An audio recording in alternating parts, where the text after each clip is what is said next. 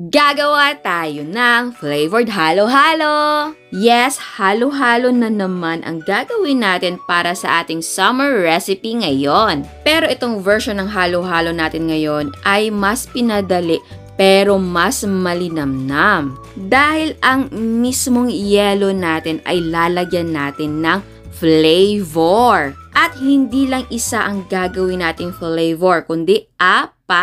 Merong ube, leche flan, vanilla, and buko. And eto ang mga flavor na gagamitin natin. Meron tayong buko. Eto naman ay ube. Eto ay ang vanilla at ang ating leche flan. Ayan, so ito yung cup na gagamitin ko. Ito ay 22 ounce. So, una, lagyan natin ng minatamis na saging. Ayan. Okay. Pwede maliit na baso kung gusto nyo. Ayan. And next, maglagay tayo ng green na gulaman.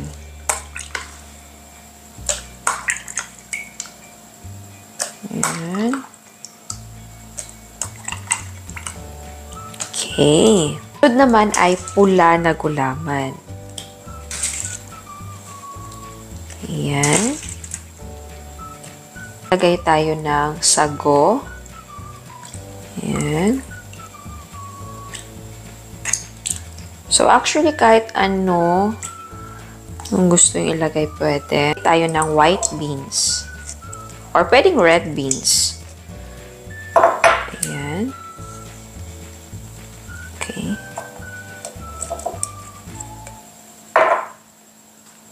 Saman ay coconut strings or pwedeng makapuno. Ayan. Okay. Okay, ang unang flavor na gagawin natin ay ube. So, kuha tayo ng ating milkshake powder na ube.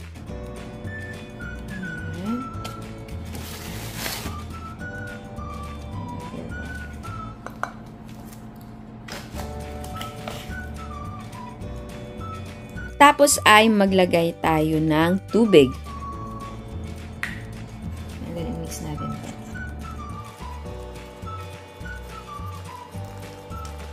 Ayan. Tapos ilagay natin sa blender ang tinunaw natin na ube milkshake powder.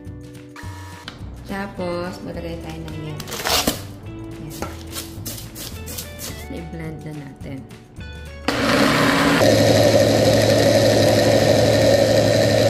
Tapos ay i-transfer natin ito sa cup.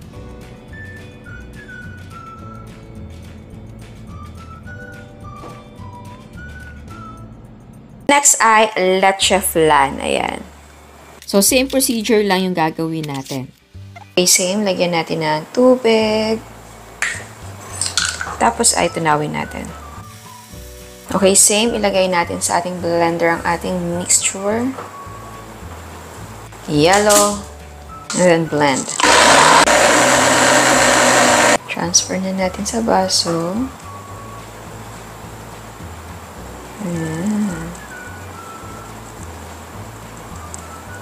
Okay. Ayan. So, ito yung ating buko na mixture.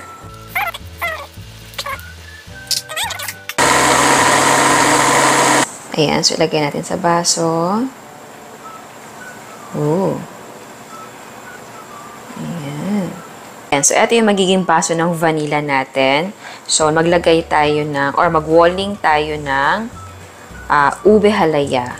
Kasi di ba yung vanilla parang plain lang siya na lasa. So, lagyan natin ng ube halaya. Ayan. So, ito yung ating vanilla. Okay. Lagyan natin ng yellow. Lagyan natin sa baso. Okay. So, ngayon, maglagay tayo ng ating leche flan. So, kung hindi nyo na-feel maglagay ng leche flan, pwede naman na hindi na. Pero, syempre, dahil nga ito ay halo-halo, so, maglagay tayo. Ayan. Okay. Ayan siya. Tapos, maglagay pa tayo ng additional na saging. Ayan. Ayan, tabi natin yung leche flan.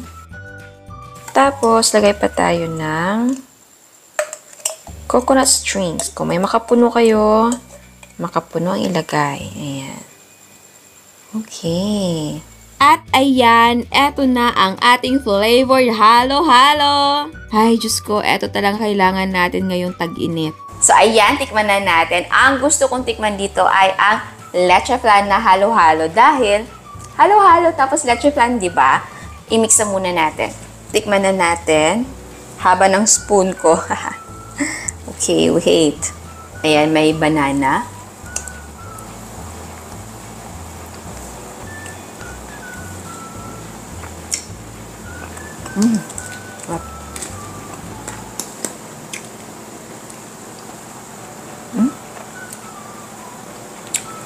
Hindi ko lang alam kung may nakaisip na ng ganitong style.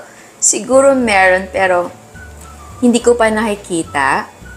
So naisip ko lang kasi na gawin to dahil kasi 'di ba yung halo-halo ay crushed ice. So plain na crushed ice. Nagkakalasa lang yung crushed ice dahil dun sa mga halo na inilalagay gaya ng yun nga yung coconut strings or makapuno, tapos yung ube, minatamis na saging, may langka pa yan, di ba? Tapos yung beans. And syempre, yung gatas at asukal. Ito naman ginawa natin, parang ganun din. Nagkakalasa din siya dahil naglagay tayo ng pampalasa, yung milkshake na powder. So, di ba? Tapos naglagay lang tayo ng mga halo na gamit sa halo-halo. Hindi naman kompleto. Though hindi kompleto, pero ay nako, pack na pack dahil sa milkshake natin na powder. Itong leche flan nila, nasasarapan ako.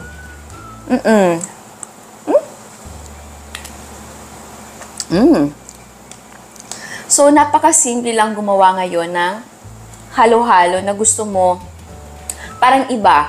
Yung aangat sa iba na parang hindi ordinary halo-halo. So, possible talaga na gumawa ka ng sarili mong twist, ng sarili mong creation. Gaya nito, gusto mo yung flavor talaga ng halo-halo mo. Ube-ube, hindi lang dahil sa toppings or hindi lang dahil dun sa ube halayan na inilalagay mo sa baso. Yung mismong crush na ice ay may lasang ube na talaga. Tapos eto, ano pa ito nilagay ko? Vanilla.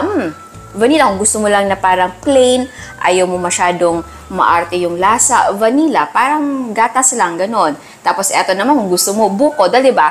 Yung ginamit ko talaga dito na pang flavor ng ating halo-halo ay yung bagay sa halo-halo na concept. Gaya ng ube, tapos may vanilla, tapos buko, and then leche flan. And yes, pwede kang mag-create ng combination ng flavor.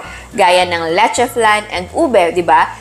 First layer mo, pwedeng leche flan, tapos second layer ay ube flavor. Pwede naman na ube and buko. Pwede din ube and vanilla or vanilla and leche flan. Ay!